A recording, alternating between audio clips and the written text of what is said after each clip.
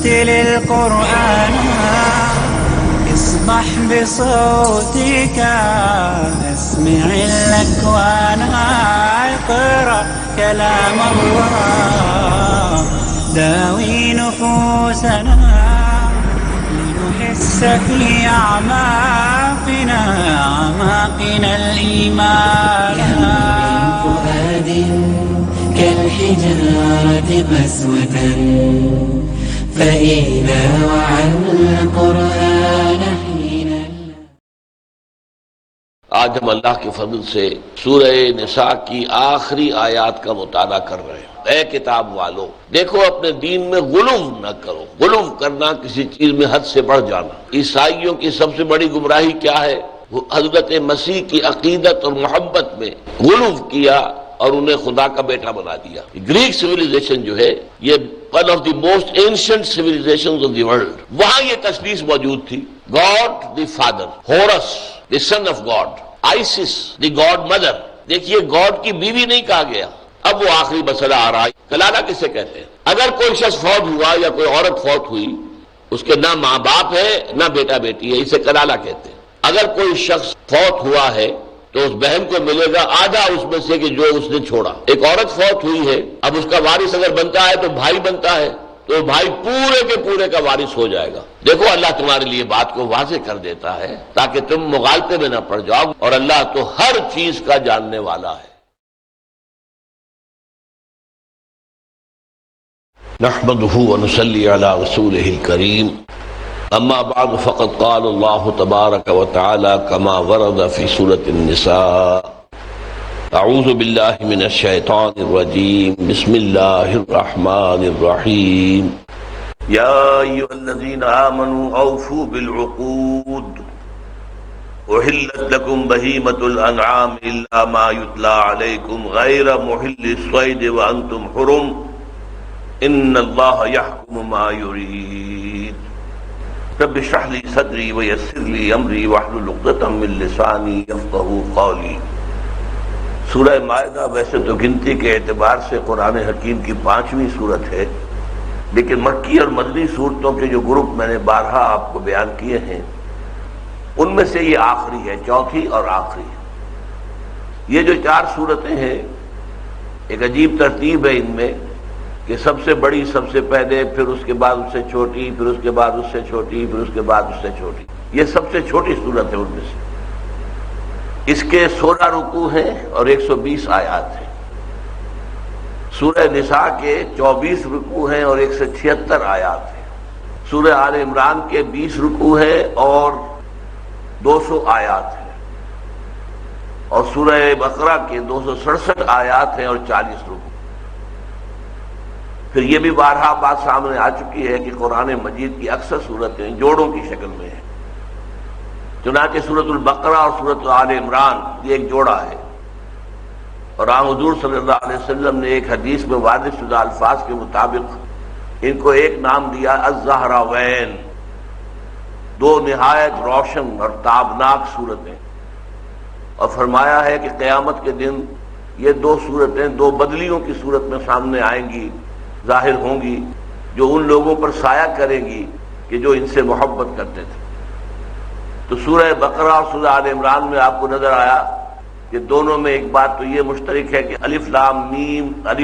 میم دونوں صورتیں جو ہیں ان حروف مقطعات سے شروع ہوئی ہیں۔ پھر دونوں کے آخر میں نہایت عظیم دعائیں ہیں، ربنا لا تؤاخذنا ان نسینا واخطانا، بڑی طویل آیت ہے، طویل دعا ہے۔ اور سورہ آل عمران کے بھی آخری رکوع میں دعا ہے، 3 آیات پر مشتمل بڑی طویل دعا ہے۔ پھر یہ کہ ان دونوں میں ایک ورٹیکل ڈویژن ہے، یعنی سورہ بقرہ کے 2 حصے ہیں، پہلے حصے میں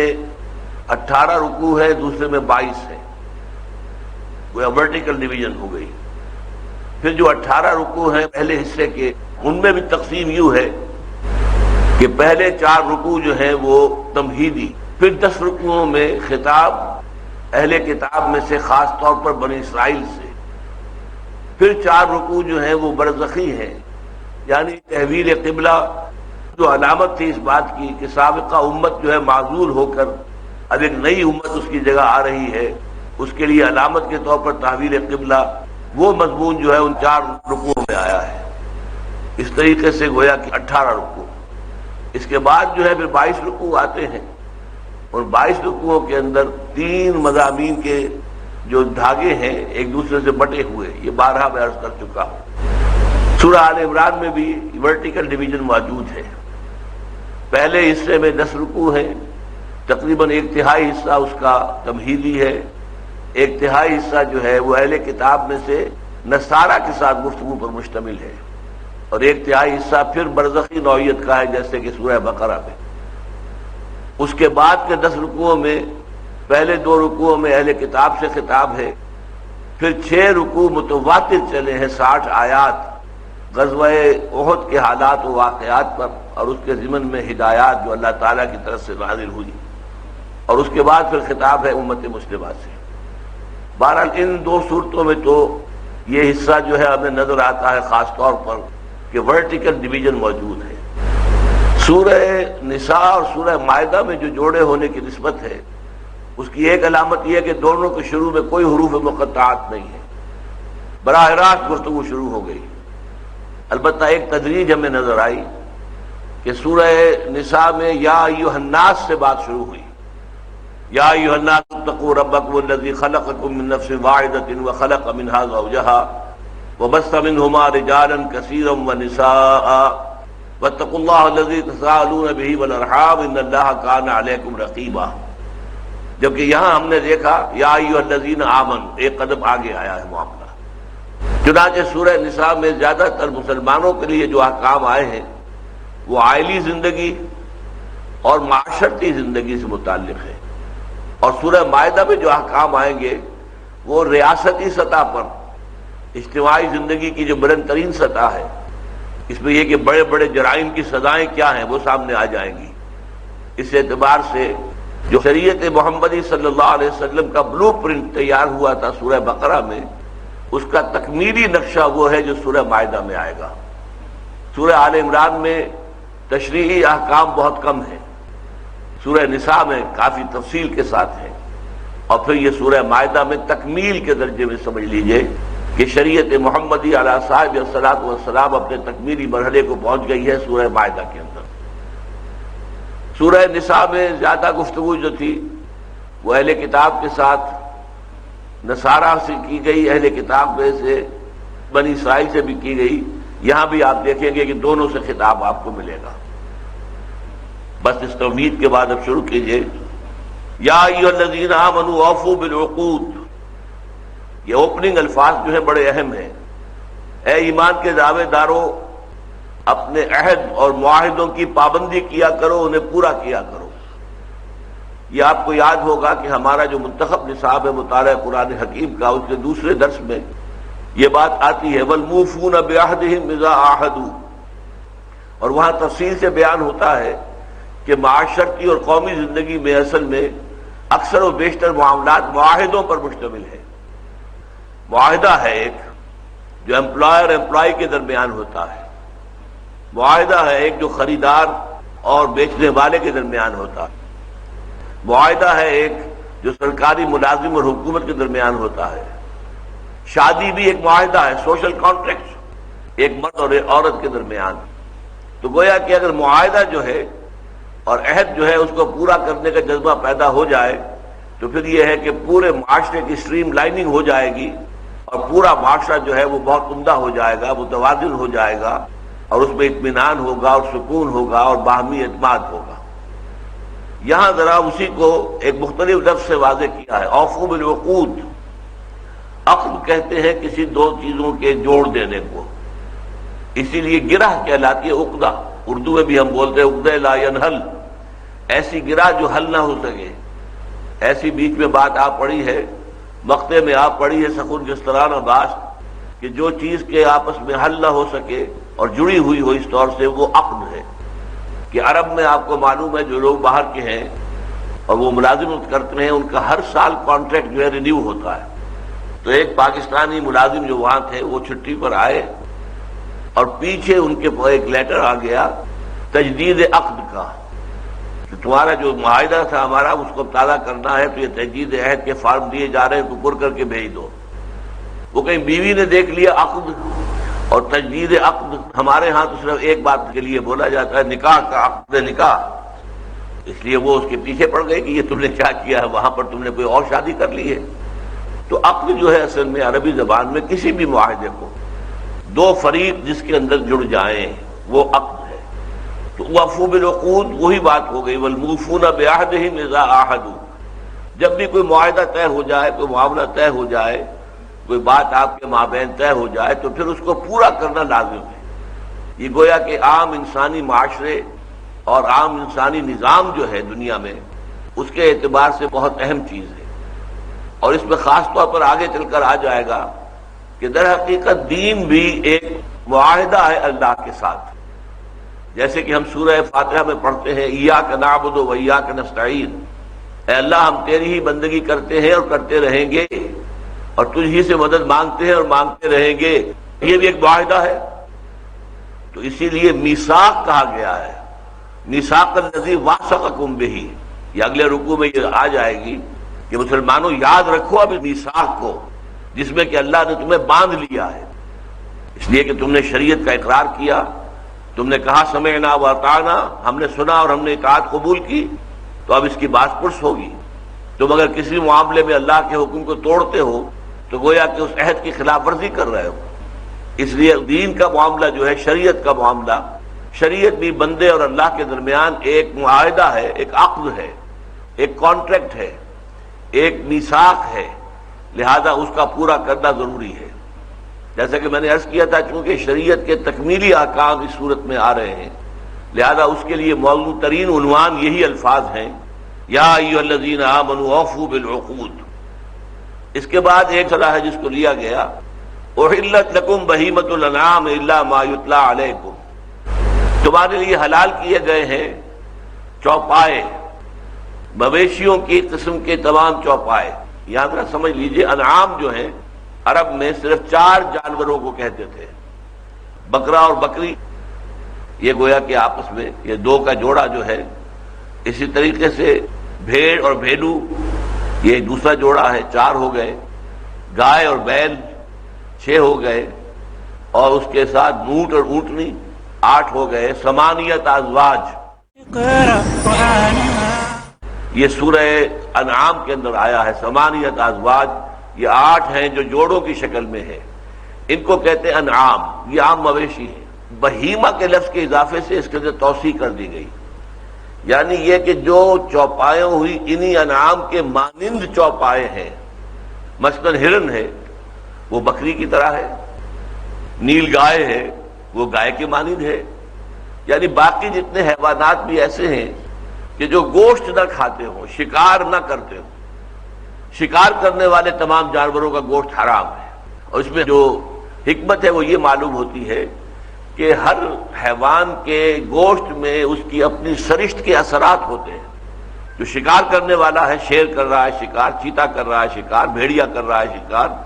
ان کے اندر جو ہے ایک طرح کی خونخواری موجود ہے، لہذا جو قومیں ان کا گوشت کھائیں گی ان کے اندر بھی وہ خونخواری پیدا ہو جائے گی۔ جیسے کہ خنزیر کے گوشت سے متعلق سمجھ لیجئے کہ خنزیر جو ہے تمام حیوانات میں سب سے زیادہ، یوں سمجھیے کہ بے شرم حیوان ہے، غیرت نام کو نہیں ہے۔ اور ظاہر بات ہے کہ جن لوگوں نے خنزیر کے گوشت کو اپنے اوپر حلال کر لیا ہے، غیرت کے اعتبار سے وہ بھی مردہ قومیں ہو چکی ہیں، ان کے اندر غیرت نام کی کوئی شے نہیں ہے۔ تو اس لیے فرمایا کہ جو جانور ایسے ہیں جو گھاس پات کھاتے ہیں، جیسے کہ ہرن ہے وہ کوئی شکار نہیں کرتا، گوشت نہیں کھاتا، نیل گائے ہے وہ کوئی شکار نہیں کرتی، گوشت نہیں کھاتی، اسی طرح پرندوں میں بھی وہ پرندے جو شکار کرتے ہیں اور گوشت کھاتے ہیں، عقاب ہے، شاہین ہے، یہ جتنے بھی اس قسم کے پرندے ہیں وہ شکار کرتے ہیں، ان میں درندگی ہوتی ہے، ان کا گوشت بھی حرام کر دیا گیا۔ تو یہ ایک حکمت نظر آتی ہے کہ کسی بھی جانور کے گوشت میں اس جانور کا جو اپنا مزاج ہے، اس کی جو سرشت ہے، اس کا ایک اثر جو ہے وہ گوشت کے کھانے والے کے اندر پیدا ہو جاتا ہے۔ لہذا احلت لکم بہیمۃ الانعام، چوپائے تو حلال کیے ہی گئے، اس کی تفصیل سورہ انعام میں آ چکی، اس لیے کہہ رہا ہوں یہ سورہ انعام مکی ہے، اور یہ ہم مدنی سورت جو ہے جس کا زمانہ نزول سن 6 ہجری کا آخری دور جو ہے، آخری حصہ، یا سن 7 ہجری کا ابائل کا حصہ ہے۔ لہذا سورہ انعام جو ہے وہ تو گویا کہ یوں سمجھیے کہ اس سے 7-8 سال پہلے نازل ہو چکی، تو اس میں جو ہے تفصیل بیان ہو چکی ہے۔ انعام ثمانیۃ ازواج، میں نے ابھی گنوائے ہیں، 8 حیوان جوڑوں کی شکل میں جو ہے، بکرا ہے اور بکری ہے، بھیڑ ہے اور بیڑو ہے، اور گائے ہے اور بیل ہے، اور اونٹ ہے اور اونٹنی ہے، ان کا گوشت کھانا، ان کا دودھ پینا حلال ہے۔ اللہ فرمایا احلت لکم بہیمۃ الانعام الا ما یتلی علیکم، سوائے ان چیزوں کے جو تمہیں پڑھ کر سنائی جاتی ہیں یا جائیں گی۔ اس لیے کہ سورہ انعام میں بھی یہ باتیں آ چکی ہیں، سورہ بقرہ میں بھی آ چکی ہیں۔ 4 چیزوں کی حرمت 2 دفعہ قرآن میں اس سے پہلے آ چکی ہے، یعنی لحم الخنزیر جو سور کا گوشت، پھر دم یعنی خون، اور تیسرے نمبر پر کوئی شے، کوئی جانور کے جو اللہ کے سوا کسی اور کے نام پر حلال کیا گیا ہو، اور چوتھے مردار۔ یہ 4 کا جو ہے حرمت کا معاملہ جو ہے یہ سورہ انعام میں بھی ہے اور سورہ بقرہ میں بھی ہے، لیکن یہاں آگے چل کر آپ دیکھیں گے اس کی کچھ وضاحت کی گئی مزید، کیونکہ پھر وہی بات کہ یہ شریعت کی تکمیلی صورت ہے۔ تو احلت لکم بہیمۃ الانعام الا ما یتلی علیکم غیر محل الصید وانتم حرم، اس میں ایک تو وہ چیزیں مستثنیٰ ہو گئیں جن کا ذکر آگے کیا جائے گا، اور دوسری شرط یہ ہے کہ نہ شکار کرتے ہوئے اس حال میں کہ تم احرام میں ہو۔ اگر تم احرام کی حالت میں ہو تو شکار نہیں کر سکتے، چاہے ہرن صاف نظر آ رہا ہے، پاس ہی بیٹھا ہوا ہے، آپ ایک تیر چلائیں تو وہ جو ہے ہلاک ہو جائے گا یا آپ کے بھی ہو جائے گا، آپ اسے جا کر ذبح کر دیں گے، لیکن نہیں، اجازت نہیں ہے۔ ہاں یہ نرمی کی گئی ہے، صرف سمندری حاجی ہوں یا عمرے کے لیے جا رہے ہوں سمندر کے راستے سے، وہ مچھلی شکار کر سکتے ہیں۔ سمندر میں ظاہر بات ہے کہ کوئی اور ذریعہ جو ہے وہ خوراک کا ہوتا نہیں ہے۔ آپ اگر صحرا میں سفر کر رہے ہیں تو کوئی درخت ہے، کوئی پھل ہے، کوئی جڑیں ہیں مختلف پودوں کی، ان کو کھا کر بھی گزارا ہو سکتا ہے۔ اگر آپ اپنے ساتھ جو ہے وہ زیادہ راہ لے کر نہیں چلے تب بھی گزارا ہو جائے گا، انسان مرے گا نہیں۔ لیکن ظاہر بات ہے کہ آپ ایک جہاز میں ہیں، ایک کشتی میں سفر کر رہے ہیں، تو مچھلی کے سوا تو کوئی اور غذا آس پاس کہیں ہے ہی نہیں، لہذا وہاں جو ہے ان حاجیوں کے لیے اور عمرہ کرنے والوں کے لیے جو احرام کی حالت میں ہوں وہ سمندری شکار جائز کیا گیا، لیکن بر پر، خشکی پر کوئی شکار جائز نہیں ہے۔ غیر محل الصید وانتم حرم ان اللہ یحکم ما یرید، اللہ تعالی فیصلہ کرتا ہے اور حکم دیتا ہے جو چاہتا ہے۔ یہ بہت اہم آیت کا ٹکڑا ہے یہ، کہ اللہ تعالیٰ کا اختیار مطلق ہے، وہ شارع مطلق ہے، وہ حکم دینے کا اختیار اسے حاصل ہے جو چاہے۔ اس میں ایک عجیب نکتہ یہ ہے جو اہم ہے کہ ہم بعض اوقات کھوج میں پڑ جاتے ہیں، شراب حرام ہے کیوں ہے، سود حرام ہے کیوں ہے، یا خنزیر کا گوشت حرام ہے کیوں ہے۔ اس کیوں کو اپنے سامنے سے بالکل ہٹا دو۔ ہاں اگر تحقیق کے نتیجے میں کوئی بات معلوم ہو سکے، جیسا کہ میں نے ابھی سور کے گوشت کے بارے میں بتایا کہ بے حیائی جو ہے اس کے اندر موجود ہے، تو آپ کو پھر سونے پر سہاگا ہو جائے گا اور آپ کو ایک اطمینان قلب حاصل ہو جائے گا۔ لیکن کسی چیز کے حرام ہونے کے لیے صرف یہ بات کافی ہے کہ اللہ نے اسے حرام کیا، بس ختم۔ یہی ہم سورہ بقرہ میں دیکھ چکے ہیں کہ کچھ لوگ ایسے تھے جنہوں نے یہ کہا کہ انما البیع مثل الربا، یہ بیع جو ہے یہ بھی تو ربا کے مانند ہے۔ آپ نے 200 روپے کی ایک چیز خریدی اور 400 میں یا 300 میں بیچ دی، 100 روپیہ بچ گیا۔ آپ نے 200 کسی کو قرض دیے اور 1 سال کے بعد 300 یا 400 لے لیے، یہ آپ کا نفع ہو گیا، کیا حرج ہے، کیا فرق ہے اس میں؟ تو قرآن مجید اگرچہ وہاں پر اللہ تعالیٰ چاہتے تو بیان فرما دیتے کہ اس حکمت میں کیا چیز حکمت ہے اور کس کی بنیاد پر یہ فیصلہ کیا جا رہا ہے کہ فرق ہے، بیع اور ہے اور سود اور ہے، لیکن وہاں صرف ایک بات کہی گئی، ربا، اللہ نے بیع کو حلال کیا ہے اور ربا کو حرام کیا ہے۔ وہ مالک الملک ہے، وہ مطلق ہے، وہ شارع مطلق ہے، وہ حکم دینے والا ہے، وہ حاکم ہے، تمہیں اس سے آگے کوئی چون و چرا کرنے کا حق حاصل نہیں ہے۔ یا تو کہو تم مانتے نہیں اللہ کو، تم مانتے نہیں محمد کو کہ وہ اللہ کے رسول ہیں صلی اللہ علیہ وسلم، تم مانتے نہیں قرآن کو کہ وہ اللہ کا کلام ہے، تب تو ٹھیک ہے، پھر تم سے بات اس موضوع پر نہیں ہوگی کہ سود کیوں حرام ہے اور خنزیر کا گوشت کیوں حرام ہے، پھر تو پہلے بات ہوگی کہ اللہ کو مانو، اللہ کے رسول کو مانو، اس کے لیے دلائل دیے جائیں گے، اس کے لیے اپیل سے دلیل سے آپ کو قائل کرنے کی کوشش کی جائے گی، لہذا وہاں تفصیلات میں بحث کی کوئی ضرورت نہیں ہے۔ البتہ اگر آپ مانتے ہیں، آپ کا دعویٰ یہ ہے کہ اللہ کو مانا ہے اور اللہ کے رسول کو مانا ہے، محمد صلی اللہ علیہ وسلم کے کہ وہ اللہ کے رسول ہے، وما ينطق عن الهوى ان هو الا وحی یوحى، وہ اپنی خواہش نفس سے کوئی بات کہتے ہی نہیں، بلکہ وہ جو وحی کی جاتی ہے وہی بات لوگوں کے سامنے رکھتے ہیں۔ اسی طریقے سے قرآن اللہ کا کلام ہے، لہذا جو کچھ قرآن میں آیا ہے وہ واجب التعمیل ہے، لہذا یہ صورتحال ہونی چاہیے۔ اگر تم مانتے ہو اللہ کو اور رسول کو اور کتاب کو، نہیں مانتے تو پھر ان تفاصیل پر بحث کرنے کی ضرورت نہیں ہے۔ تو ان اللہ یحکم ما یرید، اللہ تعالیٰ حکم دیتا ہے یا فیصلہ کرتا ہے جو چاہتا ہے، اس کا اختیار مطلق ہے، اس کی حکمت سمجھ میں آ جائے فبہا، اس میں یقیناً نور علی نور ہے، جیسے کہ حضرت ابراہیم نے بھی کہا تھا ولیکن لیطمئن قلبی، کہ اللہ مجھے دکھا کیف تحیی الموتیٰ، تو مردوں کو کیسے زندہ کرے گا۔ اللہ نے اس کی ایک مثال ان کی نگاہوں کے سامنے پیش کر دی، تو اس میں جو فرمایا گیا تھا، اللہ تعالیٰ نے پوچھا تم دیکھنا چاہتے ہو، اولم تؤمن، کیا تمہیں ایمان حاصل نہیں ہے؟ قال بلا، عرض کیا یقیناً ہے، میں صاحب ایمان ہوں، میں مانتا ہوں کہ آپ زندہ کریں گے مردوں کو، لیکن ولیکن لیطمئن قلبی، لیکن میں چاہتا ہوں میرا دل بالکل مطمئن ہو جائے، ٹھک جائے اس بات پر، تو اس کے لیے ذرا مجھے مشاہدہ کرا دے۔ تو یہ بات تو ہو جائے گی کہ اگر آپ کو کسی حکم کی حکمت بھی معلوم ہو جائے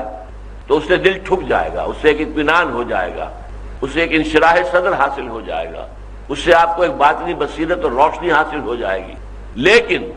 حکم کا ماننا اور حکم کی فرما برداری اس پر منحصر نہیں ہے کہ وہ بات آپ کی سمجھ میں آئے، وہاں تو سیدھی سیدھی بات ہے، اسمعوا واطیعوا، سنو اور اطاعت کرو، ان دونوں کے درمیان کوئی فاصلہ نہیں ہے۔ یا ایھا الذین آمنوا لا تحلوا شعائر اللہ ولا الشہر الحرام ولا الہدی ولا القلائد ولا آمین البیت الحرام یبتغون فضلا من ربہم ورضوانا وإذا حللتم فاصطادوا۔ اب یہاں پر جو میں نے ابھی تک آیت پڑھی ہے، آیت لمبی ہے، آگے بھی اس کا ہے، وہ کیا ہے، اس کا پس منظر کیا ہے؟ دیکھیے، یہ جیسا کہ میں نے عرض کیا ہے، یہ صلح حدیبیہ کے بعد یہ صورت نازل ہوئی ہے۔ اب مکے والوں کی طرف سے تو امن حاصل ہو گیا مسلمانوں کو، لیکن چونکہ مکے والوں نے 6 سال تک روکے رکھا کہ کوئی مسلمان جو ہے وہ زیارت نہیں کر سکتا کعبہ شریف کی، اور نہ وہ عمرہ کر سکتا ہے نہ حج کر سکتا ہے، تو ایک غصہ، ایک وینجینس، ایک طرح کا انتقامی سا جذبہ پیدا ہو جانا بالکل فطری ہے۔ تو اب یہ کہ بہت سے جو قبیلے ہیں ان کے جو حاجی جاتے تھے حج کرنے کے لیے، مشرک تھے وہ، لیکن حج تو موجود تھا ان میں، سنت ابراہیمی کا یہ ایک عمل جو ہے ان کے یہاں مسلسل چلا آ رہا تھا، حج کرتے تھے، تو حج کے لیے قافلے آ رہے ہیں اور وہ اسلامی مملکت کی حدود میں سے ہو کر گزر رہے ہیں، تو کہیں ایسا نہ ہو اے مسلمانوں کہ تمہارے اندر وہ جو انتقام کا جذبہ ہے وہ تمہیں ان حاجیوں پر زیادتی کرنے پر آمادہ کر دے۔ ان لوگوں نے ہمیں روکا ہوا، ان کو بھی روکو اور ان کا مال ضبط کرو، اور جو جانور یہ حدی کے لیے لے جا رہے ہیں انہیں ان سے ضبط کر دو اور انہیں ذبح کر کے کھاؤ۔ ایسی کوئی شکل ہے مسلمانوں تمہاری طرف سے نہیں ہونی چاہیے۔ انہوں نے جو زیادتی کی اس کے جواب دے وہ عند اللہ ہو جائیں گے، لیکن تمہاری طرف سے زیادتی نہیں ہونی چاہیے۔ تو اس کے لیے گنوا دی یہ چیزیں، یا ایھا الذین آمنوا لا تحلوا شعائر اللہ، یہ سب سے موٹی بات ہو گئی۔ شاعر کسے کہتے ہیں؟ شعیرہ کہتے ہیں کسی شے کا شعور بیدار کرنے والی چیز۔ اقرأ ورتل القرآن یا ایھا الذین آمنوا لا تحلوا شعائر اللہ، یہ سب سے موٹی بات ہو گئی۔ شاعر کسے کہتے ہیں؟ شعیرہ کہتے ہیں کسی شے کا شعور بیدار کرنے والی چیز، کوئی عقلی اور روحانی حقیقت ہے جو اتنی لطیف ہے کہ عام طور پر وہ ذہن میں مستحضر نہیں رہتی، اس کے لیے کوئی علامت مقرر کر دی جائے تو علامت کو دیکھتے ہی وہ شے یاد آ جائے گی۔ یہ شعیرہ ہے، اس کی جمع شعائر ہے۔ اللہ کی کتاب سب سے بڑا شعیرہ ہے، بیت اللہ شریف سب سے بڑا شعیرہ ہے۔ سورہ بقرہ میں ہم پڑھ چکے ہیں ان الصفا والمروہ من شعائر اللہ، صفا اور مروہ کی پہاڑیاں جو ہے یہ بھی اللہ کے شعائر میں سے ہیں۔ ان پہ جو چکر لگائے تھے حضرت ہاجرہ نے سلام علیہا پانی کی تلاش میں، کوئی مجھے نظر آ جائے، کوئی قافلہ جاتا ہوا نظر آ جائے، کبھی وہ صفا کے اوپر چڑھتی تھی اور جا کر اوپر سے دیکھتی تھی کہیں کوئی انسان نظر آئے جس کو میں پکار سکوں کہ کچھ پانی ہمیں دو، میرا بچہ جو ہے شیر خوار وہ دم توڑ رہا ہے، رو رہا ہے، ایڑیاں رگڑ رہا ہے، پانی نہیں ہے۔ پھر وہاں سے مایوس ہو کر دوڑتی تھی مروہ کی طرف، اور مروہ پہ جا کر وہی کام پھر دیکھ رہی ہے، جھانک رہی ہے، کوئی انسان نہ ادھر نظر آیا نہ ادھر نظر آیا۔ البتہ اللہ کے فضل سے کیا ہوا کہ جہاں حضرت اسماعیل ایڑیاں رگڑ رہے تھے وہاں سے چشمہ برآمد ہو گیا، وہی زمزم ہے۔ زمزم کے معنی رکو رکو۔ اب وہ پانی نکل کے ادھر ادھر پھیل رہا تھا تو حضرت ہاجرہ نے کیا کیا، ادھر سے مٹی وغیرہ جمع کر کے کہ رکے یہ پانی جمع ہو جائے، ورنہ ادھر ادھر بہہ گیا تو ضائع ہو جائے گا، جذب ہو جائے گا۔ زم زم، رکو رکو، ٹھہرو ذرا ٹھہرو، تاکہ میں تمہارے لیے ایک تالاب کی شکل بنا لوں، تو یہ زمزم ہے۔ بہرحال یہ شاعر اللہ میں سے ہے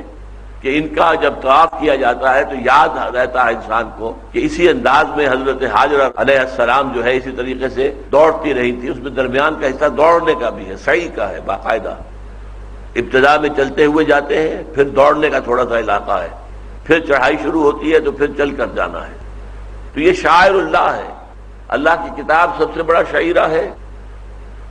بیت اللہ بہت بڑا شعیرہ ہے۔ ان الصفا والمروہ من شعائر اللہ، یہ ہم سورہ بقرہ میں پڑھ چکے ہیں۔ اسی طریقے سے یہاں اضافہ کیا جا رہا ہے، لا تحلوا، تحلوا کا مطلب حلال نہ کر لو۔ اس کا کیا مطلب ہے؟ اس کی حرمت کو بٹا نہ لگاؤ۔ جو شاعر ہیں ان کی تعظیم، ان کی عزت ہو، اس کا احترام ہو، ان کی تعظیم کی جائے۔ لا تحلوا شعائر اللہ، اللہ کے شاعر کی حرمت کو بٹا نہ لگاؤ، ان کے احترام کو بٹا نہ لگاؤ۔ ولا الشہر الحرام، اسی طرح کا ایک شعیرہ ہے شہر حرام، یعنی وہ مہینے کے جن میں لڑائی حرام ہے۔ 3 مہینے حج کے لیے ہوتے تھے، ذی قعدہ، ذی الحج اور محرم، اور 1 مہینہ انہوں نے فکس کیا ہوا تھا رجب کا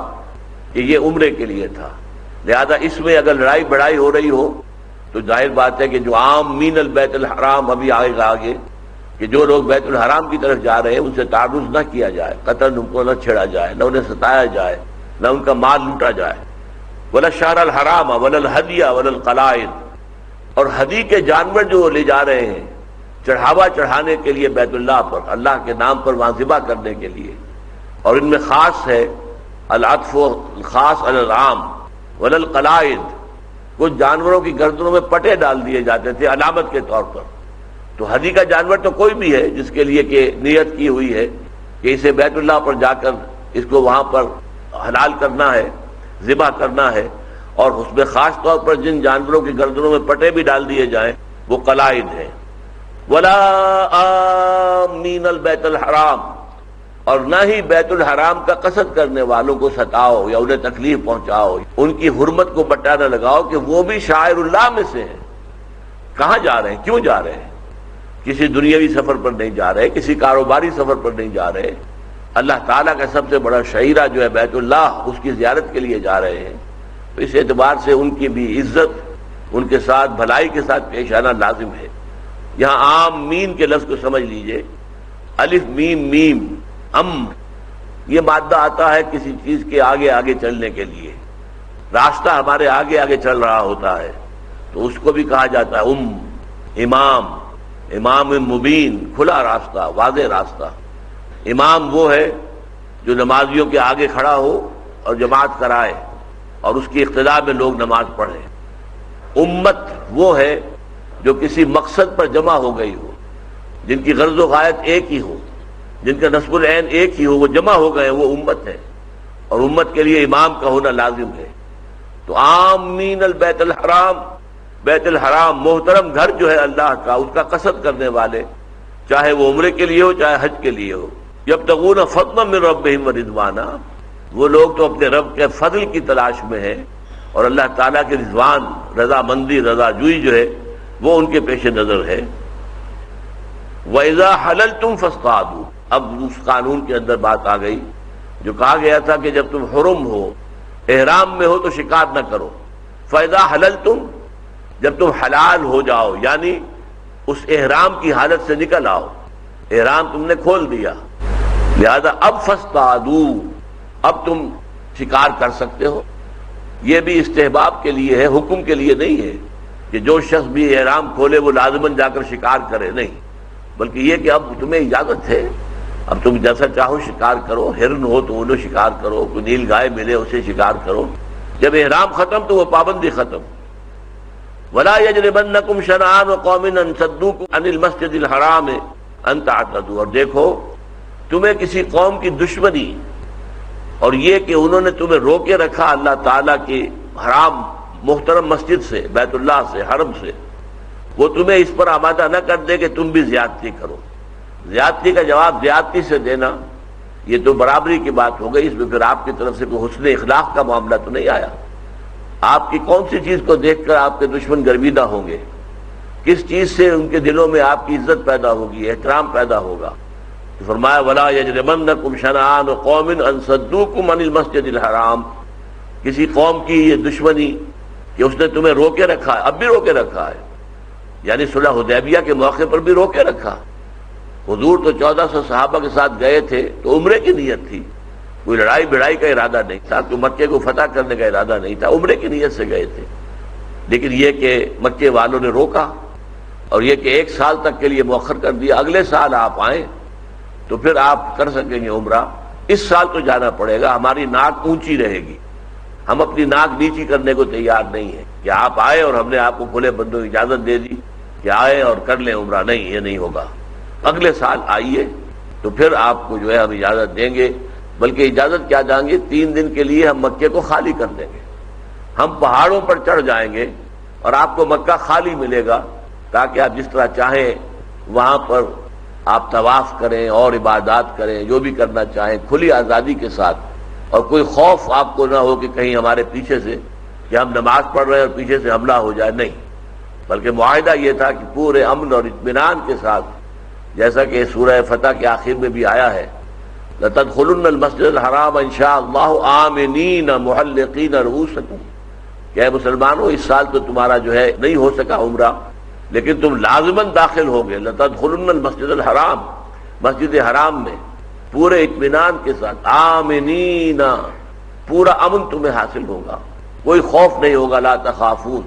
تو یہ اس طرح کا معاملہ۔ لیکن اس وقت جب کہ ہم یہ آیات پڑھ رہے ہیں، جب یہ نازل ہوئی ہیں، اس وقت تک تو معاملہ یہی تھا کہ وہ جو تسلسل چلا آ رہا تھا، جو 6 سال سے مسلمانوں کو روکے رکھا گیا تھا کہ وہ بیت اللہ کی زیارت نہیں کر سکتے، طواف نہیں کر سکتے، وہی عمل اس سال بھی جاری رہا، اور 1400 صحابہ کو وہیں پر اپنے احرام کھول کر اور جو قربانی کے جانور ساتھ تھے انہیں ذبح کرنا پڑا۔ تو فرمایا وَلَا يَجْرِمَنَّكُمْ شَنَآنُ قَوْمٍ أَن صَدُّوكُمْ عَنِ الْمَسْجِدِ الْحَرَامِ، تو تمہیں آمادہ نہ کر دے کسی قوم کی دشمنی کہ انہوں نے روکے رکھا تمہیں مسجد حرام سے، ان تعتدوا، کہ تم زیادتی کرو، زیادتی مت کرو، تمہاری طرف سے آگے اصول بہت ہی ضروری اصول، وَتَعَاوَنُوا عَلَى الْبِرِّ وَالتَّقْوَىٰ وَلَا تَعَاوَنُوا عَلَى الْإِثْمِ وَالْعُدْوَانِ، تعاون کرو نیکی کے کاموں پر اور تقوی کے کاموں پر، ولا تعاونوا، اور نہ تعاون کرو علی الاسم والعدوان، کسی گناہ کے کام پر یا ظلم کے کام پر، یعنی یہ کہ چاہے وہ مشرک ہیں لیکن جو حج کے لیے جا رہے ہیں تو یہ تو ایک اچھا عمل ہے، یہ سنت ابراہیمی میں سے تسلسل کے ساتھ چلا آ رہا ہے، لہذا ان کے ساتھ معاملہ جو ہے تعاون کا ہونا چاہیے، نہ صرف یہ کہ انہیں غضب نہ پہنچاؤ، انہیں تکلیف نہ پہنچاؤ، انہیں لوٹو نہ، انہیں قتل نہ کرو، بلکہ یہ کہ ان کی دعوت کرو، ان کو کھلاؤ، ان کا اہتمام کرو، ان کو ضیف کی حیثیت رکھو، صرف یہ کہ ان کو چھوڑے نہیں رکھنا ہے بلکہ ان کی خدمت کرنی ہے۔ وَتَعَاوَنُوا عَلَى الْبِرِّ وَالتَّقْوَىٰ، بر یہ ہم پڑھ چکے ہیں، لَيْسَ الْبِرُّ أَن تُوَلُّوا وُجُوهَكُمْ قِبَلَ الْمَشْرِقِ وَالْمَغْرِبِ، تعاونوا عَلَى الْبِرِّ وَالتَّقْوَىٰ، نیکی کے کاموں میں اور تقوی کے کاموں میں تعاون کرو، وَلَا تَعَاوَنُوا عَلَى الْإِثْمِ وَالْعُدْوَانِ، اور ہرگز تعاون نہ کرو گناہ کے کاموں میں اور زیادتی کے کاموں میں، وَاتَّقُوا اللَّهَ، اور اللہ کا تقوی اختیار کرو، ان اللہ شدید العقاب، یقیناً اللہ تعالیٰ سزا دینے میں بہت سخت ہے۔ عقاب بنا ہے عقب سے، عقب پیچھے کو کہتے ہیں، عاقبت، آخرت کو عاقبت بھی کہا جاتا ہے، آخرت دنیا کے مقابلے میں جو پیچھے آئے گی، بعد میں آئے گی، وہ آخرت ہے، عاقبت یہ بھی پیچھے آنے والی شے ہے، تو عاقبت بھی ہم اسے کہتے ہیں۔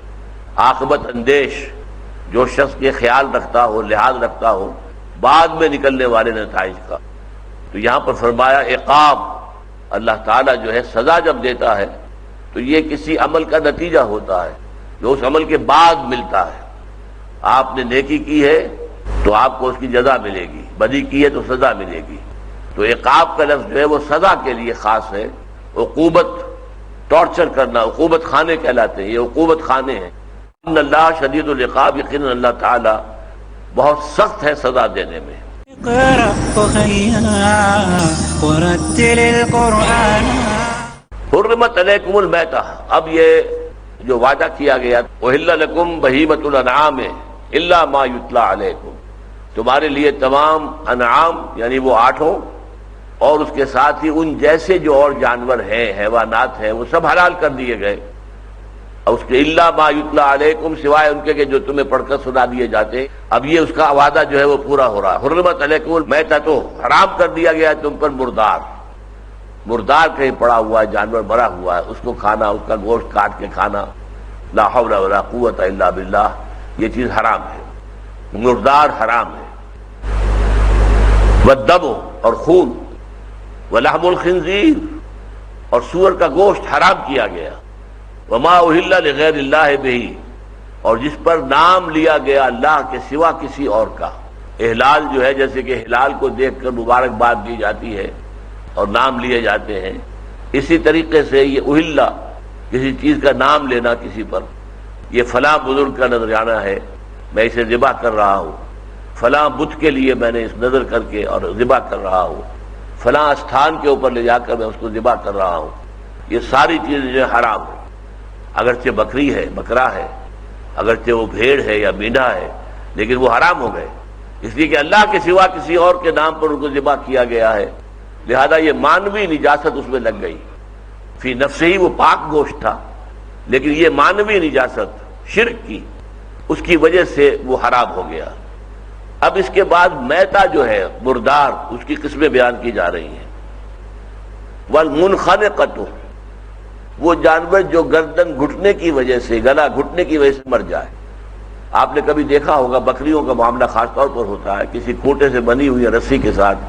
وہ کوئی ایسا چکر وکر کھایا کہ وہ رسی ان کے گلے کے گرد لپٹتی چلی گئی۔ اب جتنا ہاتھ پاؤں مار رہی ہے وہ اپنے اس سے نکلنے کے لیے، اتنا ہی وہ جو بند ہے اور جو گھٹن ہے اس رسی کی وہ بڑھتی جا رہی ہے، یہاں تک کہ وہ مر جاتی ہے۔ یہ منخنقہ ہے، یعنی جو گلا گھٹنے سے مر گئی۔ والموقوذہ، اور جس کو کوئی چوٹ لگی اور اس سے وہ جانور مر گیا۔ والمتردیہ، اور وہ جانور جو کہیں بلندی سے نیچے گرا، کوئی چٹان تھی اور دوڑتا ہوا چلا آ رہا تھا، چٹان اچانک ختم ہو گئی اور وہ نیچے گیا اور مر گیا۔ والمتردیہ، والنطیحہ، اور 2 حیوان آپس میں لڑ پڑے اور ایک کے سینگ سے دوسرا جو ہے ہلاک ہو گیا، تو جو سینگ مانے لگنے کی وجہ سے ہلاک ہوا ہے وہ بھی حرام ہو گیا۔ وما اکل السبع، اور جو بھی کچھ درندے کھا لیں، درندے نے ہرن کا شکار کیا، اس میں سے کچھ کھایا، ناشتہ کیا، باقی چھوڑ دیا، اور وہ رکھتا ہے اس لیے کہ پھر میں بعد میں آ کے کسی وقت کھاؤں گا، اتنے میں آپ پہنچ گئے اور آپ کو جانور مل گیا، گوشت مل گیا، معلوم ہوا تازہ تازہ ہی جو ہے کھایا ہے۔ لیکن یہ کہ اگر وہ مردار ہے، مر چکا ہے تو حرام ہے۔ لیکن اگر اس میں ابھی زندگی باقی ہے، صرف گوشت کھایا گیا، مثلا ایک ٹانگ کھائی گئی ہے یا دونوں ٹانگیں کھا لی گئی ہیں، تو اس سے یہ کہ موت نہیں آتی، بلکہ اب اس جانور کے اندر کوئی جان کی رمق ہے، تو اگر تم تزکیہ کر لو، یہ تزکیہ ذال کے ساتھ ہے، زے کے ساتھ نہیں۔ زے کے ساتھ تزکیہ کی معنی ہے نفس کو پاک کرنا، اور ذال کے ساتھ تزکیہ کی معنی ہے ذبح کرنا۔ تو یہ ذبح کر سکو اگر، یعنی جانور میں ابھی جان ہے، اگرچہ اس کی ایک ٹانگ یا 2 ٹانگیں جو ہیں وہ کسی درندے نے کھا لی ہیں، لیکن اس کے اندر ابھی جان ہے، تو ذبح کر سکو تو تمہارے لیے جائز ہو جائے گا۔ لیکن اگر وہ مر چکا ہے تو ناجائز ہے۔ تو حرمت علیکم المیتۃ والدم ولحم الخنزیر وما اہل لغیر اللہ بہ والمنخنقۃ والموقوذۃ والمتردیۃ والنطیحۃ وما اکل السبع الا ما ذکیتم وما ذبح علی النصب۔ ایک اور چیز جو حرام کی گئی، جو کسی استھان پر جا کر ذبح کیا جائے، آپ فلاں چیز جو ہے فلاں مقبرے پر جا کے ذبح کر رہے ہیں، حالانکہ ذبح کرتے ہوئے نام اللہ کا لیا ہے، لیکن وہاں یہ کس لیے لے کر گئے؟ آپ اس قبر کے پاس کیوں ذبح کر رہے ہیں؟ اس لیے کہ آپ کو تقرب چاہیے اس قبر والے سے، لہذا یہ بھی حرام ہے۔ چاہے نام نہیں لیا گیا کہ میں فلاں کے نام پر اس کو ذبح کر رہا ہوں، نام اللہ کا لیا گیا ہے، لیکن جس خاص ایک مقام پر، استھان پر، اگر اس استھان پر لے جا کر تم کو ذبح کیا ہے تو اس کے اندر بھی شرک کی وہ آمیزش شامل ہو گئی ہے، جس کی بنا پر اگر اللہ کے نام کے سوا کسی اور کا نام لے کر ذبح کیا جائے تو جس طرح وہ شے حرام، یہ بھی شے حرام۔ وما ذبح علی النصب، نصب نصب سے بنا ہے، نصب کہتے ہیں کسی چیز کو گاڑ کر کھڑا کر دینا، تو مختلف جو ہے استھان وہ اس طرح بھی بنتے تھے کہ وہاں پر کوئی پتھر جو ہے، کوئی نوکیلا سا پتھر گاڑ کر اس کی نوک زمین پہ گاڑ کے کھڑی کر دی جائے، بس یہ مقام متعین ہو گیا۔ جیسے ہمارے ہاں جو ہے آپ کو سڑکوں پر جس پر آپ ہمیشہ سفر کرتے ہو، آپ کو معلوم ہوتا ہے لو جی ایک نیا اور مقبرہ کھڑا ہو گیا ہے، حالانکہ اس سے پہلے وہاں کچھ نہیں تھا اور وہ سڑک کے ساتھ ہی آبادی کے اندر ہے۔ ایسا نہیں ہے کہ اب وہ نیا مقبرہ بنا ہو، وہاں پر دفن کرنے کا کسی کو سوال پیدا ہی نہیں ہوتا، لیکن یہ کہ پہلے فرض کیجئے کوئی قبر وہاں تھی، اب اس کے اوپر جو ہے وہ قبہ بنا دیا گیا، گنبد بن گیا، اب وہاں پر جو ہے لوگوں نے پیسے سے شروع کر دیے، نذرانے شروع کر دیے۔ اگر وہاں پر لے جا کر بکرے کو ذبح کیا گیا تو اس بکرے کا گوشت حرام ہو جائے گا۔ وما ذبح علی النصب وان تستقسموا بالازلام، اس کے دو ترجمے ہیں۔ اور یہ شے بھی تم پر حرام کی گئی، فال نکالو۔ یہ فال نکالنا جو ہے تیروں کے ساتھ یہ ان کا معمول تھا۔ حبل جو ان کا ایک بڑا بت تھا، بہت بڑا بت، اس کے پاس جو ہے وہ 7 تیر رکھے رہتے تھے، ہر تیر پر کچھ لکھا ہوا ہے، یہ کام صحیح ہے تم کر لو، یہ کام صحیح نہیں ہے مت کرو، وغیرہ وغیرہ۔ تو پھر یہ ہے کہ وہ جا کر جو بھی پجاری تھا اس کی مٹھی گرم کرتے تھے، پھر اس کو کہتے تھے کہ فلاں مسئلے میں ہمیں معلوم کرنا ہے، تو وہ قسمت کا معاملہ کہ یہ چیز اچھی ہے یا نہیں ہے، جیسے ہم استخارہ کرتے ہیں اللہ تعالیٰ سے مانگتے ہیں، اے اللہ اگر تیرے علم میں ہے کہ یہ کام میرے لیے اچھا ہے، دنیا کے اعتبار سے بھی اور عاقبت کے اعتبار سے بھی بہتر ہے، مفید ہے، تو اس کے لیے میرے دل کو کھول دے اور اس کام کو میرے لیے آسان کر دے۔ اور اگر تیرے علم میں یہ ہے کہ یہ کام برا ہے، اس کا نتیجہ میرے حق میں اچھا نہیں نکلے گا دنیا میں یا آخرت میں، تو پھر اس کو مجھ سے دور کر دے، مجھے اس سے دور کر دے، اور میرے لیے تو خیر ہی کا فیصلہ کر دے، جو بھی خیر ہو اس کا فیصلہ فرما دے، اور پھر اس پر مجھے راضی بھی کر دے، میرا دل بھی ٹھک جائے، دل مطمئن ہو جائے۔ تو یہ دعا ہے، یہ اللہ سے کرنا، یہ توحید کی ایک بہت بڑی علامت ہے، اور اسی لیے صحابہ نے فرمایا ہے کہ ہمیں یہ دعا استخارہ حضور نے ایسے سکھائی جیسے کہ قرآن مجید سکھایا، یعنی قرآن مجید جیسے لفظ بلفظ اللہ تعالیٰ کے رسول صحابہ کو سناتے تھے، یاد کراتے تھے، اسی طرح یہ دعا بھی اللہ تعالیٰ کے رسول نے ہمیں لفظ بلفظ یاد کرائی ہے جیسے کہ قرآن۔ تو یہ دعا استخارہ بہت اہم ہے، اور یہ لوگوں کو یاد ہونی چاہیے۔ وہی کام وہ کرتے تھے بتوں کے ساتھ، حبل کے ساتھ، کہ وہ تیر رکھے ہوئے ہیں، ان تیروں کو پھر جو ہے وہ پجاری کو ہاتھ گرم کر دیا گیا، مٹھی گرم کر دی گئی، تو اب وہ جو ہے اس سے فال نکالتا تھا، تو تیر جو نکلا اس پر لکھا ہوا کہ یہ کام اچھا نہیں ہے مت کرو، بس یہ فیصلہ ہو گیا۔ تو یہ قسمت کا حال معلوم کرنے کے لیے۔ اور ایک اس کا مطلب یہ ہے کہ تقسیم نہ کیا کرو تیروں کے ذریعے سے، وہ جیسا کہ سورہ بقرہ میں ہم نے پڑھا ہے کہ جہاں پہ شراب اور جوئے کی بات آئی ہے، یسألونک عن الخمر والمیسر، تو اس میں فرمایا گیا ہے کہ ان دونوں میں کچھ بھلائیاں بھی ہیں لیکن برائی زیادہ ہے، وَإِسْمُهُمَا أَكْبَرُ مِن نَفْعِهِمَا۔ تو اس میں ایک بات نوٹ کریے کہ وہاں کیا کرتے تھے لوگ، شراب پی کے اس کے نشے میں کسی کا اونٹ پکڑا اور ذبح کر دیا، اب اس کا مالک آیا روتے ہوئے تو منہ مانگے دام دے دیا اس کو، چلو بھائی تم اتنے 100 درہم مانگتے ہو، یہ لے لو، تمہارا اونٹ جو ہے وہ ہم نے ذبح کر دیا ہے۔ اچھا، اس کے بعد اس کا گوشت تیار ہو گیا، ڈھیریاں بن گئی، اب ان ڈھیریوں کے اوپر جوا کھیلتے تھے اور جوئے کے لیے تیروں کا استعمال کرتے تھے، ان تیروں کے ذریعے سے طے کرتے تھے کہ کون سا ڈھیری کس کی ہے، اور ظاہر بات ہے جس کو ڈھیری مل گئی پھر وہ اسے فقراء کو کہتا تھا لو لے جاؤ کھاؤ، گویا کہ اپنی سخاوت کا ڈنکا بجاتا تھا۔ یہ چیز بھی حرام کر دی گئی کہ تم تقسیم کرو تیروں کے ذریعے سے، یا تم قسمت معلوم کرو پانسے کے تیروں کے ذریعے سے۔ ذالکم فسق، یہ تمام چیزیں جو ہے یہ بہت گناہ کی ہیں۔ یہ فسق یہاں پر صرف عام معنی میں نہیں ہے، کہ ہم فاسق کہتے ہیں اس آدمی کو کہ جو کچھ گناہ گار ہے لیکن ظاہر بات ہے مسلمان ہے، لیکن یہ فسق کا لفظ جو ہے وہ قرآن مجید میں شدید ترین معنی میں بھی آیا ہے، چنانچہ ابلیس کے لیے آیا ہے کان من الجن ففسق عن امر ربہ، وہ جنات میں سے تھا تو اپنے رب کے حکم سے نکل بھاگا، اس نے بغاوت کی، اس نے سرکشی کی۔ تو بغاوت اور سرکشی اللہ کے خلاف کرنا گویا کہ جو سب سے بڑا جرم ہو سکتا ہے، فسق کے معنی یہ بھی ہے۔ ذالکم فسق، یہ ساری چیزیں بڑے گناہ کے کام ہیں۔ الیوم یئس الذین کفروا من دینکم فلا تخشوهم واخشونی، یہ بھی بہت اہم الفاظ ہیں۔ آج الیوم سے مراد کوئی ایک دن مقرر نہیں ہے، بلکہ اب صورت یہ ہو گئی ہے، یعنی صلح حدیبیہ کے بعد کہ صلح حدیبیہ کا مطلب کیا تھا کہ قریش نے مسلمانوں کو تسلیم کر لیا، they are a power to reckon with, اب مسلمانوں کو ماننا پڑے گا۔ جب صلح آپ کرتے ہیں کسی سے تو گویا کہ آپ نے اسے تسلیم کیا ہے، وہ ایک پارٹی ہے، اور جب درمیان صلح ہو رہی ہے تو گویا کہ دو پارٹیز کے درمیان صلح ہو رہی ہے۔ اس سے پہلے وہ حضور کو تسلیم کرنے کو ہی تیار نہیں تھے، لیکن صلح حدیبیہ میں جب ایک صلح ہوئی ہے حضور سے تو گویا کہ انہوں نے تسلیم کر لیا کہ ہاں محمد صلی اللہ علیہ وسلم اور ان کے رفقاء رضی اللہ تعالی عنہم اجمعین، محمد الرسول اللہ والذین معہ، اب یہ ایک طاقت ہے، ان کو ماننا تسلیم کرنا پڑ رہا ہے۔ تو فرمایا کہ اب صورت یہ ہو چکی ہے کہ کفار تمہارے دین سے مایوس ہو چکے ہیں۔ الیوم یئس الذین کفروا من دینکم، کس اعتبار سے مایوس ہو چکے ہیں؟ ایک تو اس اعتبار سے مایوس ہو چکے کہ ہم اس دین کو اب ختم نہیں کر سکتے، اب یہ ہمارے سطح سے، ہماری حدود سے باہر نکل چکا، ہمارے حد امکان سے باہر نکل چکا، اب اسے جو قوت حاصل ہو چکی ہے، جو تمکن حاصل ہو چکا ہے، اب کوئی امید نہیں ہے کسی ریموٹ انداز میں بھی کہ ہم اس دین کو ختم کر سکیں، یہ تو بڑھے گا، پھیلے گا، پھولے گا، پھلے گا۔ اقرأ أخيا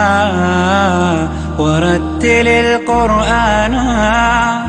اصبح بصوتك اسمع الأكوان اقرأ كلام الله داوي نفوسنا لنحس في أعماقنا